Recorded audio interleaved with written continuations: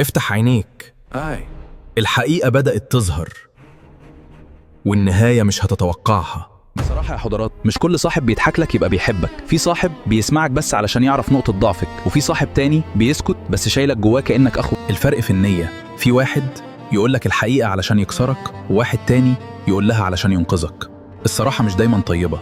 في صراحة بتجرح من غير رحمة، وفي صراحة بتوجعك لحظة بس بتنقذك عمر. الصديق الوفي مش اللي دايما يقولك انت صح، لا، ده اللي يقولك انت غلط بس يفضل واقف جنبك لحد ما تبقى صح. ما تدورش على اللي يطبطب عليك وخلاص، دور على اللي يشوفك بتغرق وينزل لك معاك. بصراحة يا حضرات، في ناس وجودها في حياتك نجاة، وفي ناس وجودها هدوء كداب قبل الغرق. وأصعب لحظة مش لما تكتشف إن حد بيأذيك، لا، أصعب لحظة لما تكتشف إنك كنت عارف وساكت، بس برضو لسه قدامك فرصة. بس بصراحة يا حضرات، في ناس وجودها في حياتك حماية، وفي ناس وجودها خطر.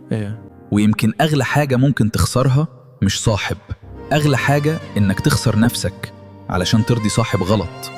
تختار من جديد، اختار صح علشان اللي جاي. مش كل اللي بيقولك أنا جنبك فعلا جنبك. وفي ناس كل ما تقرب منهم تبعد عن نفسك أكتر.